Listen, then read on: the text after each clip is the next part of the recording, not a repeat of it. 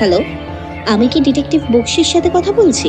হ্যাঁ নমস্কার, আমি ব্যোমকেশ বক্সি, তবে ডিটেকটিভ নই, সত্যান্বেষী।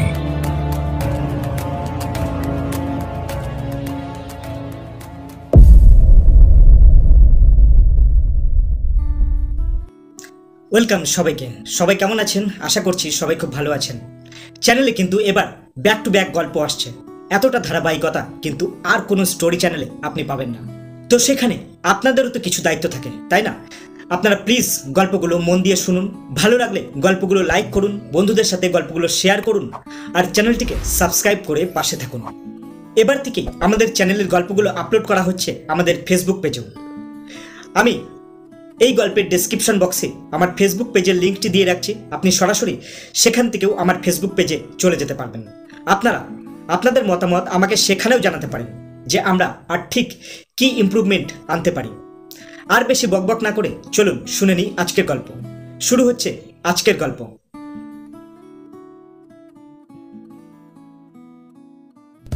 ব্যোমকেশ একভাবে সামনের চেয়ারে বসে থাকা দাসবাবুর দিকে তাকিয়ে থাকতে থাকতে যেন নিজের মনেই কথাটা বলে উঠল। ভদ্রলোকের কবে যাওয়ার কথা ছিল? ওই বাড়ির লোক আমাদের যতটা জানাচ্ছেন তাতে তো গতকাল তার যাওয়ার কথা ছিল, তবে আজ এই ব্যাপারটা ঘটে যাওয়ায় বুঝতেই পারছেন। তবে তার কিন্তু এত তাড়াতাড়ি ফিরে যাওয়ার কথা ছিল না। হঠাৎ করে তিনি কাল সকালেই সিদ্ধান্ত নিয়েছিলেন সেদিন ফিরে যাবেন। মৃতদেহ এখন কোথায় রাখা আছে?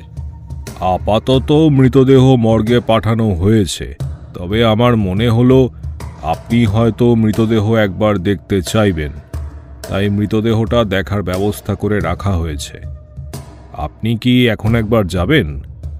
যাওয়া তো প্রয়োজন দাসবাবু, তবে আমার মনে হয় আমাদের প্রথমে ঘটনাস্থলটা একবার দেখে নেওয়া দরকার, তারপর না হয় মৃতদেহ দেখা যাবে।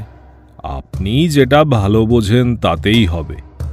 তবে আসল ব্যাপারটা হলো, ঘরের মধ্যে আমরা তন্ন তন্ন করে খুঁজেও কিন্তু এমন কিছু পাইনি যাতে মৃত্যু হতে পারে। তবে দেখে মনে হচ্ছে শরীরে কোনোভাবে বিষ প্রবেশ করেছিল, আর সেই কারণে মৃত্যুটা হয়েছে। অথচ ঘরে এমন কিছু খুঁজে পাননি যাতে বিষের ছাপ অর্থাৎ থাকার কথা এমন কিছু পাওয়া যায়, তাই তো? দাসবাবু নিঃশব্দে মাথা নাড়িয়ে জানিয়ে দিলেন ব্যোমকেশের কথা সত্যি। আমি ব্যোমকেশের পাশে বসে এতক্ষণ গোটা ব্যাপারটা শুনছিলাম। এবার বললাম, বিষ কোথাও লেগে থাকতে পাওয়া যায়নি, তাহলে এমনও তো হতে পারে যে বিষ যাতে মেশানো ছিল সেটা কোথাও ফেলে দেওয়া হয়েছে। আপনি বাড়িটা ভালোভাবে দেখলেই বুঝতে পারবেন। অজিতবাবু, ওই বাড়িটার চারপাশের দেওয়াল এমনভাবে উঁচু যে ওখান থেকে কিছু বাইরে ছুঁড়ে ফেলা সহজ কাজ নয়। আমরা বাইরে খুঁজে দেখেছি, কিছু পাইনি। কিন্তু বিষের ট্রেস বাড়িতে নেই। ইন্টারেস্টিং ব্যাপার কিন্তু। সেই কারণেই তো বলছি ব্যোমকেশবাবু, ও বাড়িতে সদস্য বলতে সমীরণ হালদার আর তার স্ত্রী, তাছাড়া তাদের একমাত্র মেয়ে মালতী হালদার।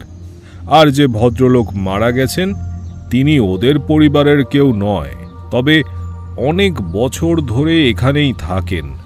আসলে যতটা আমরা জানতে পেরেছি তাতে ওই ভদ্রলোক সমীরণ হালদারের এক বন্ধুর ছেলে। ভদ্রলোক এখান থেকেই পড়াশুনো করতেন এবং এখান থেকেই চাকরিটা পেয়ে বিদেশে গিয়েছিলেন। কোনো শত্রু কিংবা কারো সঙ্গে কোনো সমস্যায় জড়িয়ে পড়েছিলেন কিনা সে ব্যাপারে খোঁজ নিয়েছেন? আজ সকালেরই তো ব্যাপার। যতটা খোঁজ নিয়েছি তাতে জানা গেছে ভদ্রলোক বেশ 2 বছর বাইরে ছিলেন, সম্প্রতি দেশে ফিরেছেন। তবে শত্রু তেমন কেউ ছিল না বলেই সমীরণ হালদার জানিয়েছেন। শত্রু কেউ না কেউ তো আছেই দাসবাবু, সে বাইরের হোক কিংবা ঘরের কেউ হোক। নাহলে ভদ্রলোককে বিষ দিয়ে হঠাৎ করে কেউ খুন করতে যাবে কেন? আর ঘটনাটা আপনি সকালে জানতে পেরেছেন, তার মানে যতদূর সম্ভব খুনটা হয়েছে রাতের দিকে। না দাসবাবু, বসে থাকলে হবে না, চলুন ব্যাপারটা দেখেই আসি। আমি, ব্যোমকেশ আর দাসবাবু মিলে পুলিশের জিপে করেই সমীরণ হালদারের বাড়িতে গিয়ে পৌঁছলাম। বাড়ির সামনে দাঁড়াতেই কিন্তু মনে হলো এমন অদ্ভুত ধরনের বাড়ি এর আগে খুব একটা দেখিনি।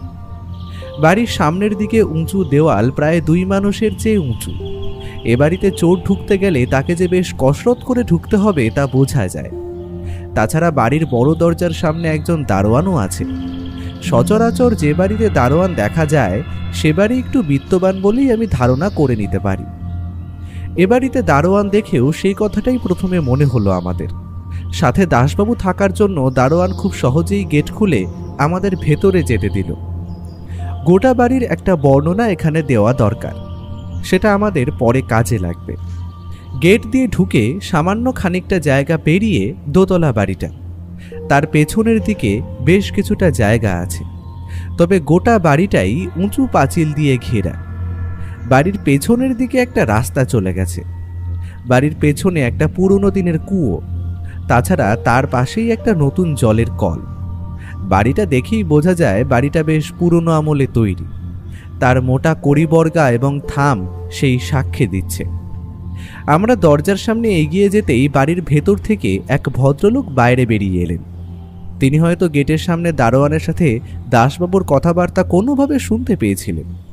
তিনি এগিয়ে এসে বললেন, আপনি কি কিছু খবর পেয়েছেন? আর মৃতদেহ কখন ছাড়বে বলতে পারবেন? আমাকেই তো আনতে যেতে হবে। মৃতদেহ আমার মনে হয় আজ ছাড়া যাবে না, তবে ছাড়ার আগে আপনাকে টেলিফোন করে দেওয়া হবে, আপনি মর্গে পৌঁছে যাবেন।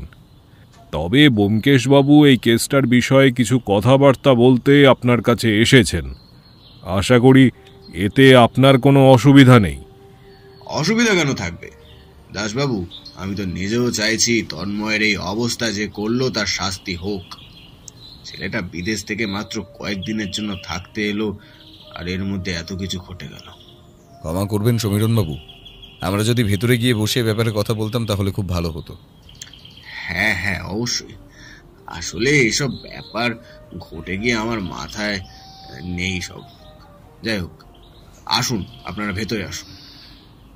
আমরা 3 জন ভেতরে গিয়ে একতলায় বসার মতো জায়গাটায় চেয়ারের উপরে বসতেই সমীরণবাবু অন্যদিকের চেয়ারে বসে বললেন, ব্যোমকেশবাবু, আপনি তো বোধহয় সবটাই শুনেছেন। আর আপনি কিছু একটা করুন, আমি তো কিছুই বুঝতে পারছি না।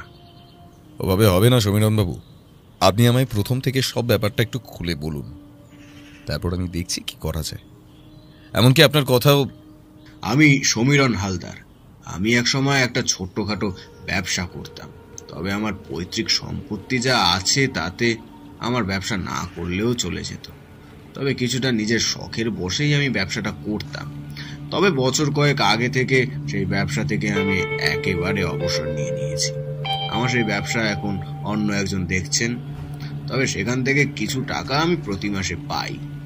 এই বাড়িতে আমি, আমার স্ত্রী কনকবালা আর আমার মেয়ে মালতী থাকে। বেশ কয়েক বছর আগে আমার এক বন্ধু বিমল স্ত্রী সহ একটা দুর্ঘটনায় মারা যায়।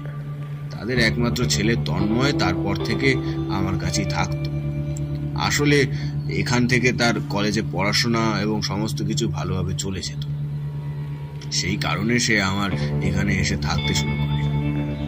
তারপর তার পড়াশোনা শেষে আমি তাকে বিদেশে পাঠিয়ে দিই বাকি পড়া সম্পূর্ণ করার জন্য, এবং সেখানে থেকেই সে একটা চাকরিও জোগাড় করে নিল।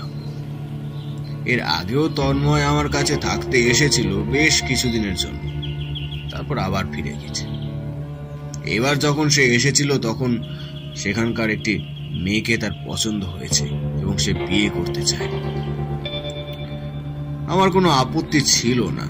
অবশ্য এই কথাটা সে আমাকে আগেই টেলিফোনে জানিয়েছিল। সে বিষয়ে কথাবার্তা বলে পরশু সে হঠাৎই ফিরে যাওয়ার কথা বলে। ফিরে যাওয়ার কথা ছিল কাল রাতে, আর কাল রাতেই এমন একটা দুর্ঘটনা ঘটে যায়। তন্ময়বাবু কাল রাতে কোন ঘরে ছিলেন? উপরের ঘরে মশাই। আসলে ওই ঘরটাতেই সে থাকতো, আর এখানে যতবার সে এসেছে ওই ঘরেই থেকেছে। মৃতদেহ সবার প্রথমে কে দেখেছিল? আমাদের বাড়ির সর্বক্ষণের যে কাজের লোক থাকে সে নিজেই দেখেছিল। আসলে সকালে বেশ তাড়াতাড়ি সে উঠে পড়ে, আর আজ যেহেতু তন্ময়ের ফিরে যাওয়ার কথা ছিল তাই সকালে তাকে ডাকতে গিয়ে দেখে এই অবস্থা। তারপর সে নিচে নেমে এসে আমাদের খবর দেয়। তারপর আমি আমার স্ত্রী উপরে গিয়ে দেখি তন্ময় নিজের ঘরের বিছানায় শুয়ে আছে, তবে তার শরীরে প্রাণ নেই। তখন তখনই আমরা একজন ডাক্তারকে খবর দিই। তার আগেই অবশ্য বুঝতে পেরেছিলাম যে সে মারা গেছে, তবু ডাক্তার এসে ব্যাপারটা নিশ্চিত করে জানায়, আর তিনিই বলে পুলিশে খবর দেওয়ার কথা। তারপরে আমরা পুলিশে খবর দিতেই দাসবাবু এখানে এসে সবটাই দেখেন। কাল রাতে আপনি যখন ঘুমোতে গিয়েছিলেন তখন তন্ময়বাবু কি করছিলেন? সে কাল রাতে তাড়াতাড়ি খাওয়া দাওয়া সেরে নিজের ঘরে ঘুমোতে চলে গিয়েছিল। আসলে আজকে তার যাওয়ার ফ্লাইট, আর তাছাড়াও অফিসের কিছু কাজকর্ম সেরে সে ঘরেই বসেছিল। তাকে শেষবার আমি দেখেছিলাম তার ঘরে বসে কাজ করতে। ঠিক কোন কোন ঘরে থাকে বলুন তো? উপরে আমাদের 3টে ঘর রয়েছে, তার মধ্যে একটায় থাকে আমার মেয়ে মালতী, অন্যটায় তন্ময় এলে থাকে, আর নিচে একটা ঘর, সেখানে আমি আর আমার স্ত্রী থাকি। অন্য একটা ঘরে সারাক্ষণ কাজের লোক থাকে। তাছাড়া ঘরের বাইরে দারোয়ান থাকে, আশা করি আপনি দেখেছেন। যদি কেউ আসে তখন তাহলে আমার উপরের ঘরটায় ফাঁকা থাকে, সেখানে থাকবে। রাত্রে কোনো শব্দ শুনেছিলেন? এ বাড়িতে কেউ ঢুকেছে কিংবা উপরে কারোর যাওয়ার আসার? ব্যোমকেশ বাবু, তবে আমার মেয়ে বলেছে যে সে নিজেও এসব কিছু শুনতে পায়নি। এমনকি তন্ময় ঘুমিয়ে পড়ার অনেক পরে নাকি সে ঘুমিয়েছিল। আসলে রাত জেগে তাকে অনেক পড়াশোনা করতে হয়, তাই তার ঘুমোতে অনেক দেরি হয়। তন্ময়বাবুর কোনো শত্রু থাকতে পারে বলে আপনার মনে হয়? ওর কোনো শত্রু থাকবে কি করে ব্যোমকেশ বাবু? আর তা থাকলে এখানে থাকবে কি করে? আসলে সে এখানে তো থাকেই না। যখন এখানে থাকতো তখন তার কোনো শত্রু ছিল বলে আমি জানি না, কারণ সে যথেষ্ট ভালো একজন ছেলে। আচ্ছা, আপনার কারোর উপর সন্দেহ হয় না? সমীরণবাবু এ কথার উত্তরে মাথা নাড়লেন। তিনি বুঝিয়ে দিলেন তার কারোর ওপর সন্দেহ হয় না। ঠিক সেই সময় তাদের বাড়ির কাজের লোক বোধহয় আমাদের জন্য চা নিয়ে এলো। আমরা চায়ের কাপ তুলে দিতেই দাসবাবু বললেন, মৃত্যুটা যে বিষের কারণেই হয়েছে সে ব্যাপারে আমরা নিশ্চিত, তবে বিষ শরীরে এলো কি করে সেটাই বুঝতে পারছি না। আসলে রাতের খাবার সবাই একসাথেই খেয়েছে, তাই সে খাবারে থাকলে তো সবারই অসুবিধা হওয়ার কথা। তন্ময়বাবু কোনো নেশা, সিগারেট কিংবা অন্য কোনো নেশা যেটা তিনি নিজের ঘরে বসে করতেন? তার কোনো নেশা আছে বলে তো আমি জানতাম না। ঘরে বসে বসে সে নেশা করত তাহলে তো আমি বুঝতে পারতাম। কাল রাতে শেষবার তন্ময়বাবুর সঙ্গে কার দেখা হয়েছে? যতদূর মনে হয় আমারই, কারণ তার সাথে কথা বলে আসার পরে সে দরজা বন্ধ করে দিয়ে শুয়ে পড়েছিল।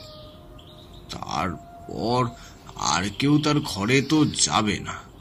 কেউ তো গিয়েছিল সমীরণবাবু, না হলে তার কাছে বিষয়টা পৌঁছলো কি করে? আপনি কি একবার তন্ময়ের ঘর ঘুরে দেখতে চান ব্যোমকেশ বাবু? ব্যোমকেশ উঠে দাঁড়াতে দাঁড়াতে বলল, সে তো দেখতেই হবে, চলুন। আমরা 4 জন মিলে দোতলায় উঠে তন্ময়বাবুর ঘরে গিয়ে পৌঁছলাম। সেই ঘরের দরজায় বন্ধই ছিল। সমীরণবাবু নিজের হাতে দরজা খুলে আমাদের ভেতরে নিয়ে গেলেন। সাজানো ছিমছাম একটা ঘর, এক পাশে বিছানা আর এক পাশে একটা চেয়ার টেবিল রাখা, তাছাড়া একটা আলমারি রয়েছে। ঘরে 2টো জানলা, ঘরে সিলিং ফ্যান, তাছাড়া আরও একটা টেবিল ফ্যানও এক পাশে রাখা রয়েছে। এই ঘরের বিছানার ওপরেই আজ সকালে তন্ময়বাবুর মৃতদেহটা পাওয়া গেছে। বিছানার দিকে অদ্ভুতভাবে তাকিয়ে রইল ব্যোমকেশ। কিছুক্ষণ পর হাঁটতে হাঁটতে বিছানার উপর একটা হাত রেখে বিছানাটাকে গোল করে একবার ঘুরল, তারপর প্রশ্ন করল, তন্ময়বাবু কি ঘরের দরজা বন্ধ করে ঘুমোতেন? না, এই ঘরে দরজা বন্ধ করে কেউ ঘুমোয় না। আসলে দরজা ভেজিয়ে রেখেই আমরা ঘুমোই। তন্ময়ও সেটাই করত। তাছাড়া নিচে দারোয়ান রয়েছে, ঘরের ভেতরে আমাদের চাকর রয়েছে, তাই দরজা বন্ধ করার প্রয়োজন হতো না। ব্যোমকেশ ঘরের জানলাগুলো ভালো করে পরীক্ষা করল, তারপর ফিরে এসে ঘরের দরজার কাছে দাঁড়িয়ে দরজাটা একবার বন্ধ করে দিল। সামান্য কিছু সময় পরে আবার দরজাটা খুলে ফেলল। আমি বুঝতে পারলাম না ব্যোমকেশ এই কাজটা কেন করল। তারপর ঘরের বাইরে বেরিয়ে যেতে যেতে বলল, আপনার বাড়ির বাকিদের সঙ্গে একবার কথা বলতে হবে, তবে হ্যাঁ, আমি সবার সঙ্গে আলাদা আলাদাভাবে কথা বলব। আপনি একটা কাজ করুন, আপনার স্ত্রীকে প্রথমে এই ঘরে পাঠিয়ে দিন, আর তিনি চলে গেলে আপনার মেয়েকে ঘরে পাঠিয়ে দেবেন। আশা করি তারা সবাই বাড়িতেই আছেন। ঠিক আছে ব্যোমকেশ বাবু। সমীরণবাবু বেরিয়ে যেতেই দাশবাবু চাপা স্বরে ব্যোমকেশকে বললেন, কি ব্যাপার বলুন তো ব্যোমকেশবাবু? আমার মনে হয় আপনি কিছু সন্দেহ করছেন। সন্দেহ তো একটা করছি, কিন্তু আসল সমস্যাটা হলো খুনের মোটিভ। অকারণে তো কেউ কাউকে বিষ দিয়ে খুন করতে যাবে না। তার উপরে বিষের ক্ষেত্রে ধরা পড়ার সম্ভাবনাটা খুব বেশি থেকে যায়। আমারও ওই একই কথাই মনে হচ্ছে ব্যোমকেশ। তন্ময়বাবু তো বিদেশে থাকতেন, তিনি কয়েকদিনের জন্য এখানে এসেছিলেন, আবার আজই ফিরে যাওয়ার কথাও ছিল।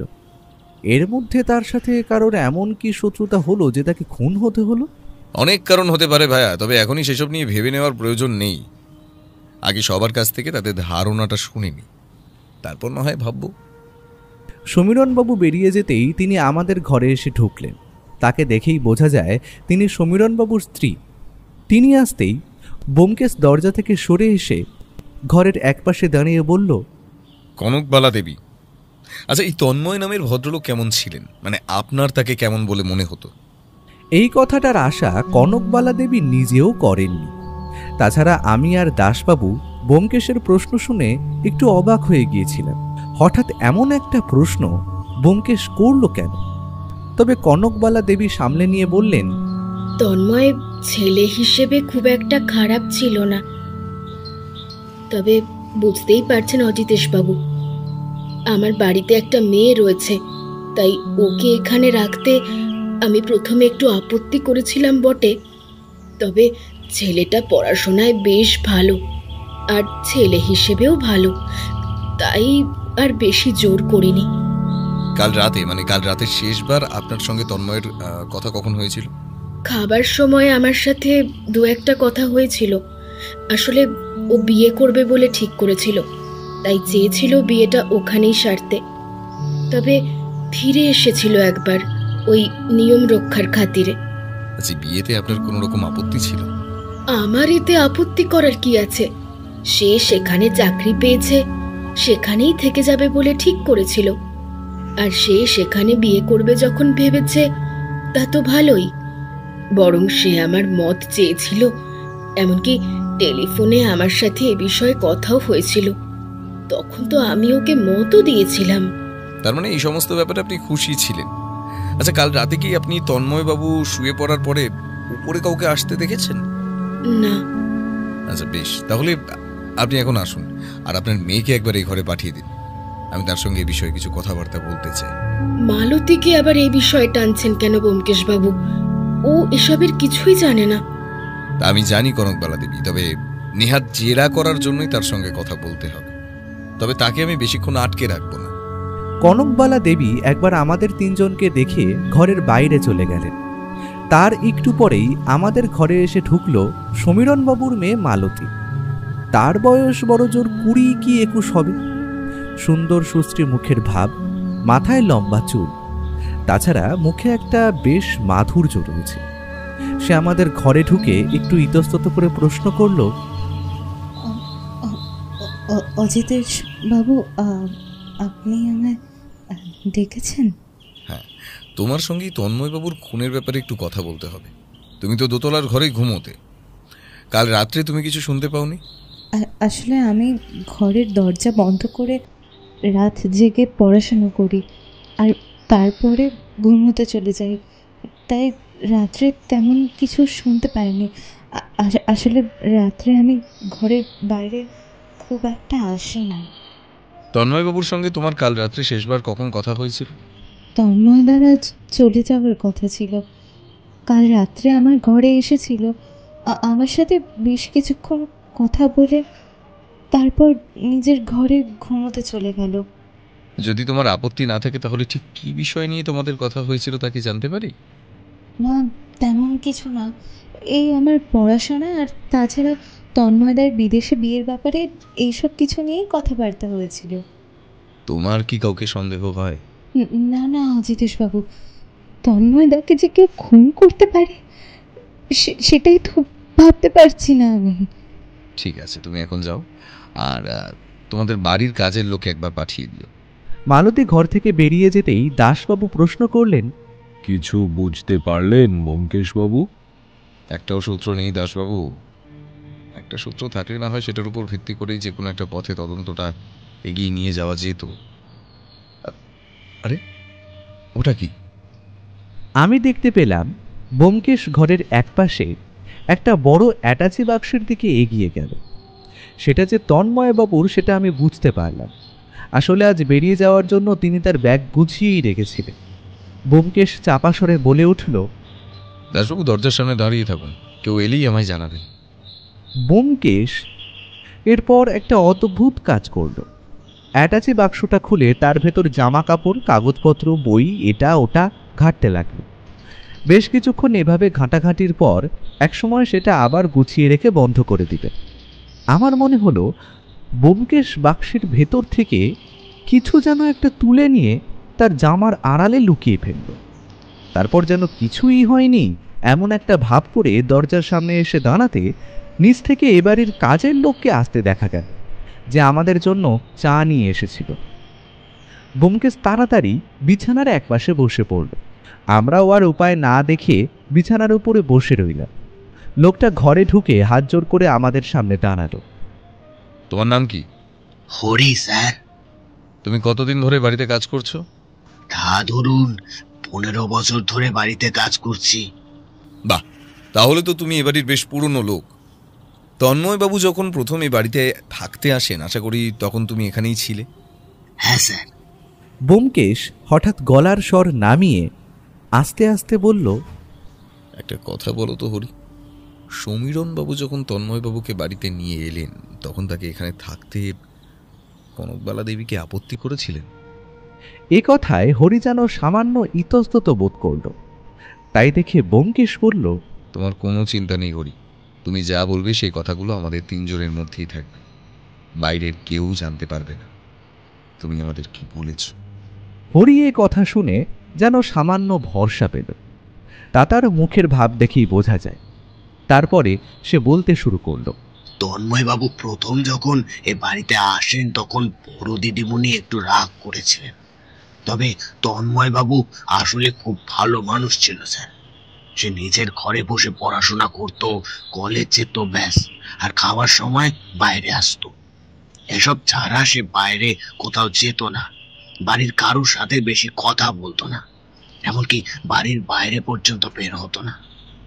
ছোট মুখে বড় কথা, কিন্তু তন্ময়বাবু যেন সত্যি মাটির মানুষ ছিল স্যার। কে যে তার এত বড় ক্ষতি করলো স্যার। হরির মুখে একটা স্পষ্ট দুঃখের ছাপ পাওয়া গেল।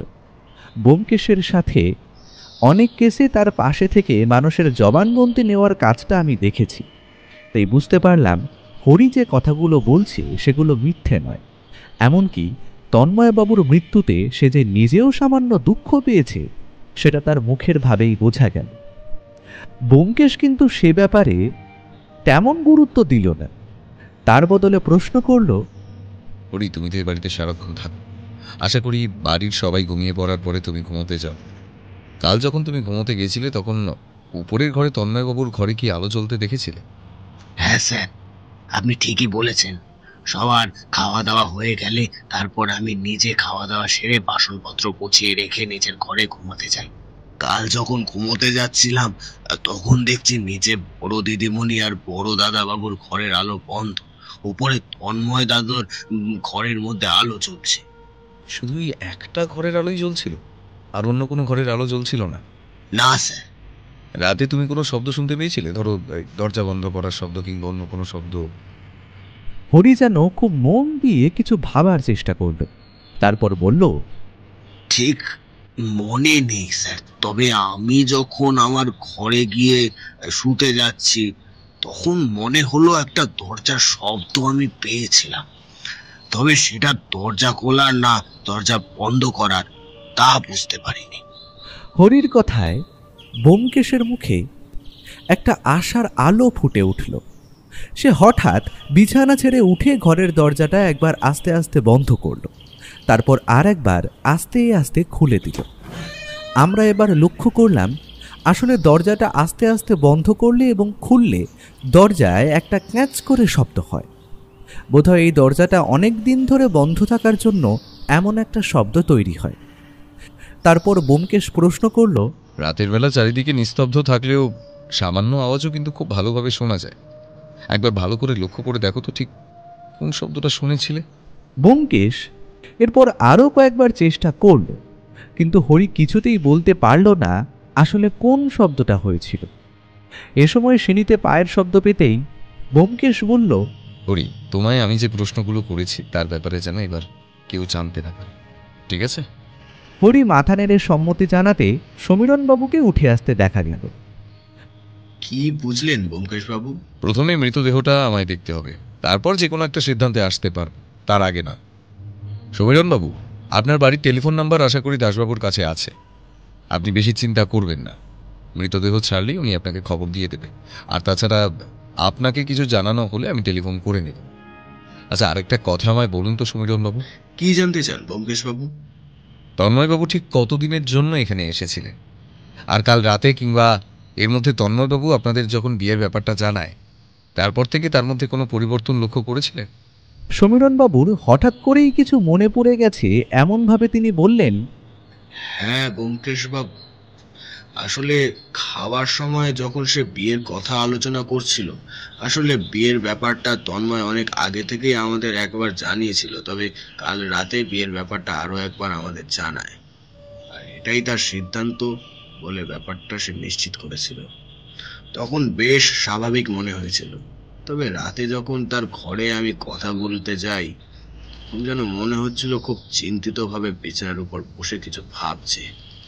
তবে সত্যি বলতে বেশ 2-3 দিন ধরে তাকে একটু চিন্তিত বলেই আমার মনে হচ্ছে, অথচ সে ব্যাপারে তাকে জিজ্ঞাসা করলে সে আমাকে কিছুই বলতে চাইতো না। ব্যোমকেশ কি যেন একটা চিন্তা করতে লাগলো। তার কপালে চিন্তার ভাঁজ স্পষ্ট ফুটে উঠল। আমি বুঝতে পারলাম সে গভীরভাবে কিছু একটা ভেবে চলেছে। তারপর স্বাভাবিকভাবেই সমীরণবাবুর দিকে তাকিয়ে বলল, আমি 2 দিন সময় দিন। আশা করছি কেসটার সমস্তটা সামনে আনতে পারব। একটু অপেক্ষা করুন সমীরণবাবু। তবে কথা দিচ্ছি, তন্ময়বাবুর খুনিকে আমি ধরিয়ে দেব। সমীরণবাবু যে চোখে ব্যোমকেশের দিকে তাকালো, তাকে বোধহয় কৃতজ্ঞতায় পরিপূর্ণ চোখ বলা যায়। এরপর আমি, ব্যোমকেশ আর দাসবাবু সমীরণবাবুর বাড়ি থেকে বাইরে বেরিয়ে এলাম। আমরা হেঁটে জিপের কাছে চলে এসেছি। এমন সময় ব্যোমকেশ বলল, একটু দাঁড়াও তো, আমি দারোয়ানের সঙ্গে 2-1 কথা বলে আসছি। ব্যোমকেশ এগিয়ে গিয়ে দারোয়ানের সাথে বেশ কিছুক্ষণ কথাবার্তা বলতে লাগলো। আমরা দূর থেকে তাদেরকে লক্ষ্য করলাম, তবে তারা কি কথা বলছে তা বুঝতে পারলাম না। একসময় ব্যোমকেশ সেখান থেকে ফিরে এসে বলল, চলুন দাসবাবু, একবার তাহলে মর্গ থেকে ঘুরে আসি। আমাদের জিপটা সমীরণবাবুর বাড়ির কাছ থেকে মর্গের দিকে যাত্রা শুরু করলো। ওটার শরীর নীল হয়ে এসেছে, তবে মুখে কিন্তু কোনো রকম ফেনা কিংবা অন্য ধরনের কোনো ছাপ আসে। তার মানে বিষটা শরীরে গিয়ে কাজ করতে বেশ কিছুটা সময় নিয়েছে। ডাক্তার নিজেও এই কথা বলছে, তবে আপনি ব্যাপারটা কি করে বুঝতে পারলেন বলুন তো? একটা কেসে বেশ কয়েক ধরনের বিষ নিয়ে আমার নাড়াচাড়া করতে হয়েছিল, তখনই ব্যাপারটা নিয়ে কিছুটা জানতে পেরেছি। সব বিষের প্রতিক্রিয়া আমাদের শরীরে সমানভাবে হয় না। বিভিন্ন বিষের কাজ বিভিন্ন রকম। কোনো বিষে মুখ থেকে গ্যাজলা কিংবা সাদা রঙের ফেনা বেরিয়ে আসে, আবার কোনো বিষে এই ধরনের কোনো প্রতিক্রিয়া দেখা যায় না। এক্ষেত্রেও তেমন একটা বিষের ব্যবহার করা হয়েছে, তবে সমস্যা হলো বিষটা জোগাড় করা। তুমি বিষের কথা বলছো? আমি তো এখন এটাই বুঝতে পারছি না যে তন্ময়বাবুকে কে মারতে চাইবে। ব্যোমকেশ অদ্ভুতভাবে হাসল, তারপর বলল, মারতে চাইবে সে যার আসলে এখান থেকে তন্ময়বাবু বিদেশে চলে গেলে সমস্যা হতো। আসলে আমরা যে মোটিভ খুঁজে চলেছিলাম তন্ময়বাবুর খুনের ক্ষেত্রে, সেক্ষেত্রেও বাড়ির সবাই কিন্তু তন্ময়বাবুকে বেশ ভালো মানুষ বলেই দাবি করছে। আর প্রত্যেকটা মানুষ যখন একই কথা বলছেন, তখন সেটা খুব একটা মিথ্যে হতে পারে না। সেখানে একটাই মোটিভ, তন্ময়বাবুকে এখান থেকে বিদেশে যেতে না দেওয়া। তবে এক্ষেত্রে কার লাভ সবচেয়ে বেশি, সেটাই আমার জানা প্রয়োজন। তাহলে এবার মৃতদেহ কি ছেড়ে দেবো? আপনাদের পোস্টমর্টমের কাজ হয়ে গিয়ে থাকলে আপনি মৃতদেহ ছেড়ে দিতে পারেন। আমার যা দেখার সেটুকু দেখা হয়ে গেছে। ব্যোমকেশ মর্গের ঘরের দরজার দিকে এগিয়ে যেতেই আমি সাদা কাপড়ে ঢাকা মৃতদেহটা দেখতে লাগলাম। একটা শান্তশিষ্ট মুখ ভদ্রলোকের। তিনি বোধহয় চশমা পরতেন। কপালের দুপাশে আর নাকের সামান্য দুপাশে একটা ছাপ রয়েছে। এগুলো থেকে ব্যাপারটা আন্দাজ করা যায়। এছাড়া মুখে আর কোনো চিহ্ন নেই, তবে মুখটা সামান্য নীল হয়ে আছে, এটা একটা ব্যাপার। আমি আর বেশিক্ষণ দাঁড়ালাম না, মর্গ থেকে বেরিয়ে এলাম। ব্যোমকেশের সাথে দাসবাবু জিপে করেই আমাদের বাড়ি পর্যন্ত পৌঁছে দিলেন। তারপর যাওয়ার সময় বললেন, কিছু জানতে পারলে আমায় অবশ্যই জানাবেন ব্যোমকেশবাবু, আমি কিন্তু অপেক্ষায় থাকব। আর আমি এক্ষুনি ফিরে গিয়ে মৃতদেহ ছেড়ে দেওয়ার ব্যবস্থা করছি। সারাদিন ধরে বেশ ধকল গেল। এরপর আমরা বাড়ি ফিরলাম। তাই বাড়ি ফিরে প্রথমে স্নান সেরে নিয়ে খাবার টেবিলে বসে খাবার খেতে খেতেই ব্যোমকেশকে প্রশ্ন করলাম, তা ব্যোমকেশ, কেসটাই কি বুঝছো? একটা কথা কিন্তু স্পষ্ট নয় ভাইয়া, তন্ময়বাবুকে বাইরের কেউ খুন করতে আসেননি। কারণ ওই বাড়ির উঁচু পাঁচিল আর ওই দারোয়ানকে পেরিয়ে এই বাড়িতে ঢুকে একটা মানুষকে বিষ খাইয়ে দিয়ে আবার বাড়ি থেকে বেরিয়ে যাওয়া সহজ কাজ নয়। তাছাড়া তন্ময়বাবু কোনো নেশা করতেন না, এমনকি বাইরের কোনো খাবার যে তিনি ঘরে এনে খেয়েছেন তেমনটাও নয়। তাহলে বাইরের কোনো শত্রুর ব্যাপারটা আমরা বাদ দিয়ে রাখতে পারি। তাহলে তুমি বলতে চাইছো ওই বাড়ির 3 জনের মধ্যেই কেউ খুনটা করেছে? অবশ্যই, কারণ ওই 3 জনেরই যথেষ্ট মোটিভ রয়েছে। তবে মেয়েটির কোনো মোটিভ আছে কিনা সে ব্যাপারে আমি এখনো স্পষ্ট কোনো ধারণা করতে পারছি না। কিন্তু সমীরণ বাবুর কি মোটিভ থাকতে পারে? অমরজিৎ, তুমি সমস্তটাই দেখো, সমস্তটাই বোঝো, কিন্তু খুব ভালোভাবে ব্যাপারটা ভেবে দেখো না। যদি সেটা করতে তাহলে তুমি নিজেই এই ব্যাপারটা বুঝতে পেরে যেতে। আসলে ও বাড়িতে সমীরণবাবু এমনকি কনকবালা দেবী দুজনেরই দুটো শক্ত মোটিভ রয়েছে। একমাত্র মালতীর কোনো মোটিভ নেই, আর বাকি রইল বাড়ির চাকর আর দারোয়ান। তারা অন্তত তন্ময়বাবুকে খুন করতে যাবেন না, অন্তত তাদের সঙ্গে কথা বলে কিংবা দেখে এটা মনে হয়নি। আচ্ছা ব্যোমকেশ, সমীরণ বাবু তো নিজেই তন্ময় বাবুকে বাড়িতে এনে রেখেছিলেন, তাহলে তিনি ওকে খুন করতে যাবেন কেন? তবে হ্যাঁ, কনকবালা দেবী যে তন্ময় বাবুকে খুব একটা ভালোবাসতেন না তা তো বোঝাই গেল। তবে এখানে আর একটা সমস্যা আছে। তন্ময়বাবু বাড়ি ছেড়ে চলে যাচ্ছিলেন, তাহলে তাকে খুন করার প্রয়োজন কি পড়বে তার? ব্যোমকেশ এ কথার উত্তর দিল না। তার বদলে মজা করে সত্যবতীর দিকে তাকিয়ে বলল, আচ্ছা অর্ধাঙ্গিনী, বলো তো, তোমার খুব কাছের কোনো প্রিয় একটা জিনিস যদি তোমার থেকে দূরে চলে যায়, কিংবা মনে করো দূরে চলে যাচ্ছে, এবার ভেবে বলো তো তখন কি করবে? সেটা যাতে আমার থেকে দূরে না যায় বা কেউ নিয়ে যেতে না পারে তার ব্যবস্থা করব। আর যদি দেখো তারপরেও সেটা থাকতে চাইছে না, তখন কি করবে? যে কোনো মূল্যে তাকে তোমার কাছে রাখার চেষ্টা করবে। সত্যবতী মাথা নাড়াল। আর তখনই আমি বুঝতে পারলাম আসলে ব্যোমকেশ ঠিক কোন দিকে ইঙ্গিত করতে চাইছে। এই দিকটা তো আমি ভেবে দেখিনি। এদিক দিয়ে ভাবতে গেলে দুজনেরই একটা করে শক্ত মোটিভ রয়েছে। না, কেসটা যতটা সহজ বলে মনে হয়েছিল ততটা সহজ নয়। তবে একটা ব্যাপারে নিশ্চিন্ত হওয়া গেল যে তন্ময়বাবুর শত্রু বাইরের কেউ নয়। খাওয়া দাওয়ার পরে ব্যোমকেশের ঘরে যেতে দেখলাম সে বিছানার ওপর একটা ডায়েরি নিয়ে শুয়ে পড়েছে। আমি তা দেখে প্রশ্ন করলাম, আচ্ছা ব্যোমকেশ, তুমি তখন তন্ময়বাবুর ব্যাগ থেকে কি বার করে আনলে বলো তো? ব্যোমকেশ আমার দিকে না তাকিয়েই একটা আঙুল মুখের ওপর রেখে আমায় চুপ করতে বলল। আমি বুঝতে পারলাম ব্যোমকেশ মন দিয়ে ডায়েরিটা পড়ে চলেছে। তাই আমার তাকে আর বিরক্ত করতে ইচ্ছে হলো না। আমি নিজের ঘরে চলে গেলাম। বেশ একটু ঘুমও এসেছিল, তাই এ সময় ঘুমটা নষ্ট করতে আর ইচ্ছে হলো না। ঘুমটা ভাঙলো একেবারে সন্ধ্যের পর। তখন ব্যোমকেশের ঘরে এসে দেখি সে আর নিজের টেবিলের উপর বসে নিজের ডায়েরিতে কি যেন লিখছে। আমি ঘরে ঢুকতে ঢুকতেই বললাম, তা ব্যোমকেশ, কিছু পেলে? কোন ব্যাপারে বলো তো? আরে তন্ময়বাবুর খুনের ব্যাপারে। ব্যোমকেশ যেন আকাশ থেকে পড়ল, এমনভাবে বলল। ও আচ্ছা, তন্ময়বাবুর খুনের ব্যাপারটা, তাই না? ওটা তো একরকম হয়ে এসেছে, তবে এখন সেই জিনিসটা খুঁজে বার করা দরকার যেটার সঙ্গে বিষ মেশানো হয়েছিল। আমি অবাক হয়ে বললাম, ফোনটা কে করলো সেটা কি জানতে পেরেছো? বিছানার পাশে রাখা ডায়েরি তুলে নিয়ে শেষের দিক থেকে 5 নম্বর পাতাটা পড়ো, তাহলেই বুঝতে পারবে। আমি ব্যোমকেশের কথা মতো ডায়েরিটা তুলে নিয়ে দেখলাম শেষের দিকে বেশ কয়েকটা খাতায় পাতা পেরিয়ে মাত্র 2 দিন আগের একটা তারিখের দিকে চোখ পড়ল। আসলে যেদিন তন্ময়বাবু মারা গিয়েছিলেন এটা তার আগের দিন। ব্যোমকেশের হিসেব মতো 5 নম্বর পাতায় এসে পড়তে পড়তেই আমার মাথাটা কেমন ঘুরে উঠল।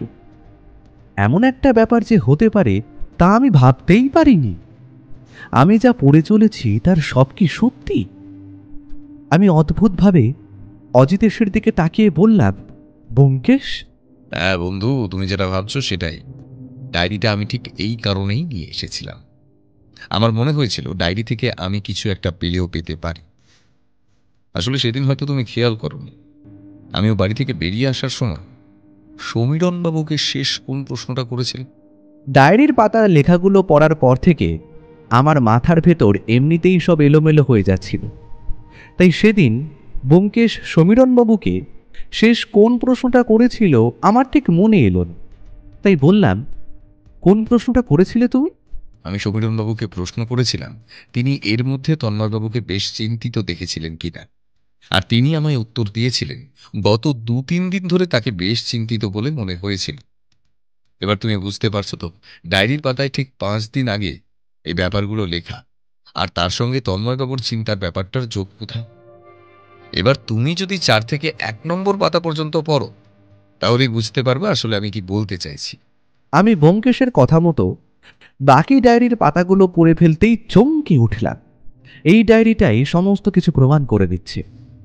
আর তাছাড়া এটাও প্রমাণ করে দিচ্ছে যে তন্ময়বাবু বুঝতে পেরেছিলেন তার আশেপাশে একটা বিপদের কালো মেঘ ঘনিয়ে আসছে। তাই বোধহয় তিনি খুব তাড়াতাড়ি ফিরে যাওয়ার সিদ্ধান্তটা নিয়ে নিয়েছিলেন। আমি ব্যোমকেশের দিকে তাকিয়ে বললাম, তাহলে এই ডায়েরিটার ওপর ভিত্তি করেই তো অপরাধীকে ধরে ফেলা যায়। সেটা সম্ভব হবে না। এই ডায়েরিটা থেকে মাত্র অনুমান করা যায় যে খুনি কে। তবে তার খুনের কোনো একটা শক্তপোক্ত প্রমাণ জোগাড় করতে না পারলে পুলিশ কিন্তু এটা সহজে মেনে নেবে না। তাই এই ব্যাপারে কাজ করার জন্য আমি দাসবাবুকে এর মধ্যেই কাজে লাগিয়ে দিয়েছি। তবে আশা করছি কালকের দিনটা আমাদের অপেক্ষা করতে হবে। সেদিন রাত্রে ঘুমোতে গিয়েও কিন্তু ভালোভাবে ঘুম হচ্ছিল না। আসলে ডায়েরির পাতায় যে সমস্ত লেখাগুলো দেখেছিলাম সেগুলো দেখার পর থেকেই আমার গোটা ধারণাটা কেমন বদলে গিয়েছিল। আসলে খুনি যে ও বাড়ির মধ্যেই আছে তা আমি ব্যোমকেশের কথায় কিছুটা অনুমান করতে পারলেও এতটা ভাবতে পারি। তবে ও যে ঠিক কোন প্রমাণের জন্য অপেক্ষা করছে তা আমি বুঝতে পারছিলাম না।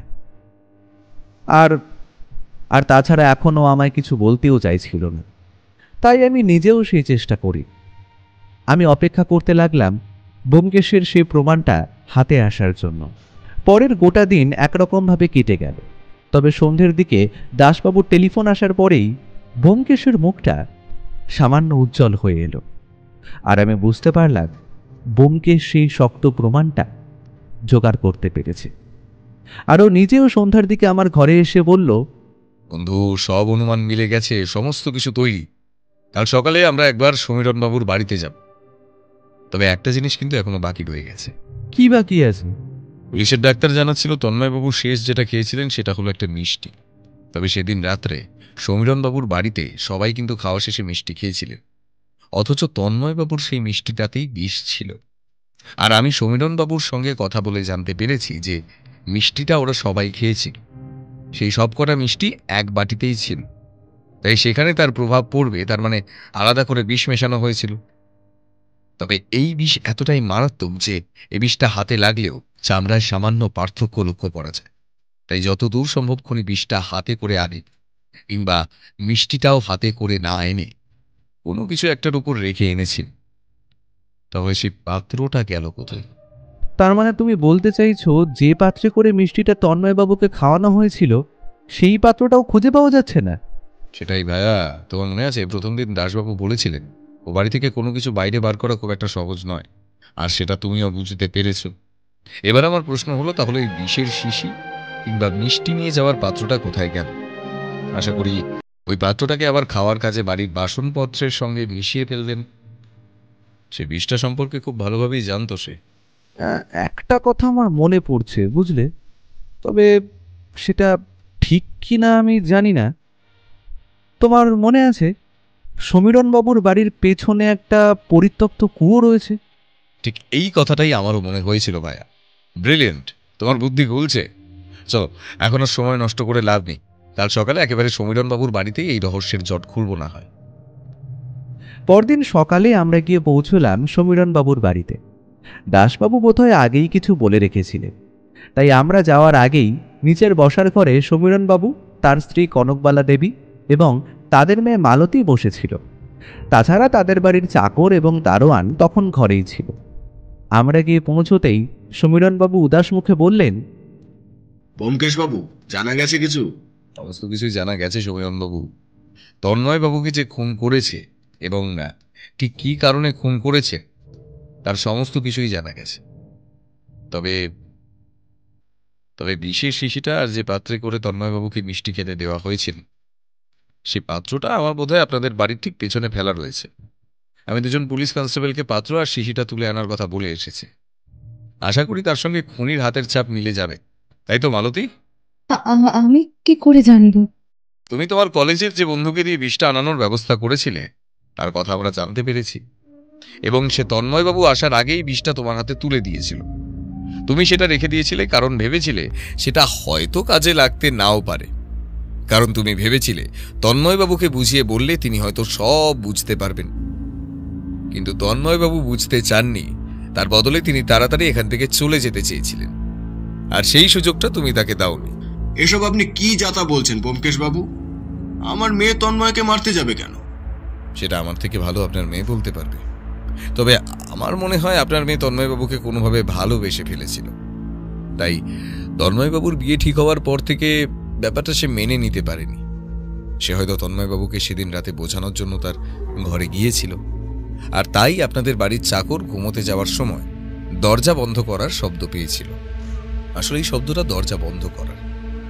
আপনার মেয়ে বোধহয় রাগের মাথায় দরজাটা বন্ধ করেছিল জোরে, সেই শব্দ হরি পেয়েছিল। তাছাড়া বেশ সকালে বাড়ির পেছনের দিকে যেতে দেখেছিল আপনার বাড়ির দারোয়ান। তুই এটা করলি? হতেই পারে না, আমার ফাঁসানো হচ্ছে। আমি এসব কিছুই করিনি। এত কিছুর পরেও অপরাধ স্বীকার করতে চাইছো না? তার মানে আমার মনে হয় ওই বিষের শিশি আর মিষ্টি নিয়ে যাওয়ার পাত্রে তোমার হাতের ছাপ পাওয়া যাবে না। বোধহয় কাজটা তুমি গ্লাভস পরে কিংবা বাটিটা অন্য কিছু দিয়ে ধরে করেছিলে। তবে তন্ময়বাবুর ডায়েরিতে কিন্তু তোমার ব্যাপারে অনেক কিছুই লেখা রয়েছে, আর সেটা দেখে আমার প্রথম সন্দেহটা তোমার উপরে হয়েছিল। তারপর আমি কাল সারা দিন ধরে তোমার কলেজ এবং আশেপাশের সমস্ত ব্যাপারে খোঁজ খবর নিয়েছি। এখনো স্বীকার করে নাও মালতী, তোমার বাঁচার কিন্তু কোনো রাস্তা নেই। মালতী বেশ কিছুক্ষণ মাথা নিচু করে রইল, তারপর বলল, হ্যাঁ হ্যাঁ হ্যাঁ হ্যাঁ, আমি করেছি। কেন করবো না শুনি? হ্যাঁ, কেন করবো না? আমি তন্ময়দাকে ভালোবাসতাম, আর তন্ময়দা আমাকে ছেড়ে অন্য কাউকে বিয়ে করে নেবে, সেটা সেটা আমি আমি আমি কি করে হতে দেব? তাই আমি মনে মনে ঠিক করে নিয়েছিলাম, তন্ময়দা যদি আমার না হয় তাহলে তন্ময়দাকে আমি আর কারোর হতে দেব না, কারণ না। তাই সেদিন রাতে মিষ্টির সঙ্গে বিষটা মিশিয়ে তন্ময়কে খেতে দিয়েছিলে। আমার মনে হয় তুমি তাকে বলেছিলে তুমি যা করেছো তার জন্য দুঃখিত, সবকিছু তুমি মেনে নিচ্ছ, আর তাই সে কোনো সন্দেহ না করে তোমার হাত থেকে মিষ্টিটা খেয়েছিল। তাতেই তার বিপদ ঘটে যায়। বিষটা খুব একটা তাড়াতাড়ি কাজ করে না, খানিকটা সময় নেয়।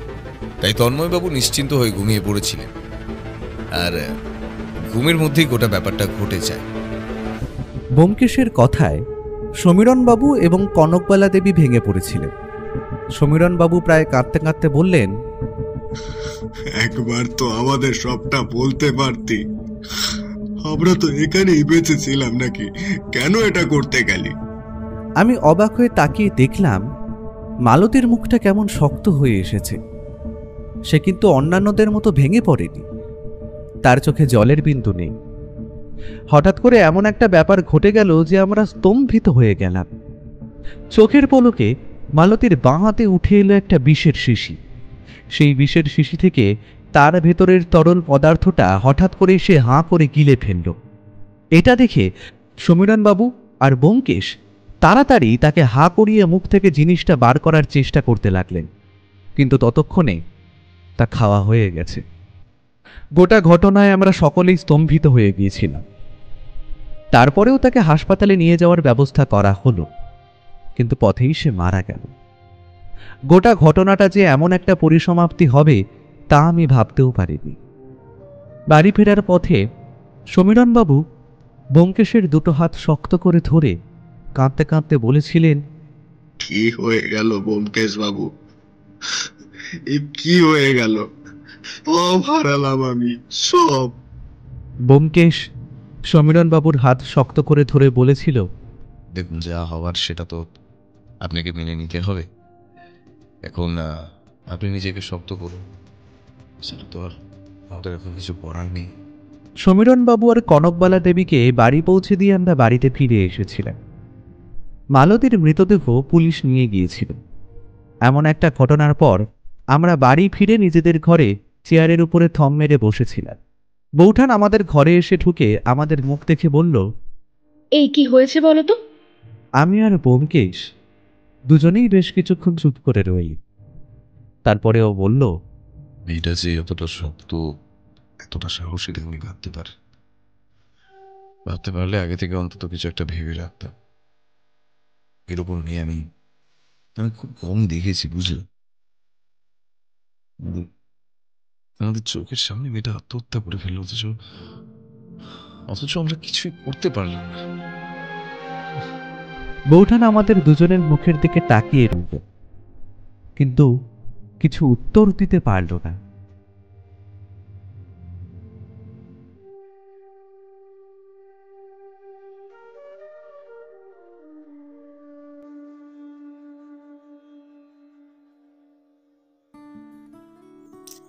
এতক্ষণ শুনছিলেন সৌমেন মুখার্জির কলমে গল্প। কেমন লাগলো আজকের গল্পটি তা অবশ্যই আমাদের কমেন্ট করে জানান, যে আমরা ঠিক আর কি ইমপ্রুভমেন্ট করতে পারি। আর অবশ্যই পরের গল্পটি শোনার জন্য আমাদের চ্যানেলটিকে সাবস্ক্রাইব করে রাখুন, যেটি আপনার জন্য তো ফ্রি অফ কস্ট, কিন্তু আমার জন্য অনেকটাই ভ্যালু অ্যাড করে। এছাড়া সঙ্গে রাখুন, শুনতে থাকুন আমাদের চ্যানেলটিকে। শুভরাত্রি সবাইকে।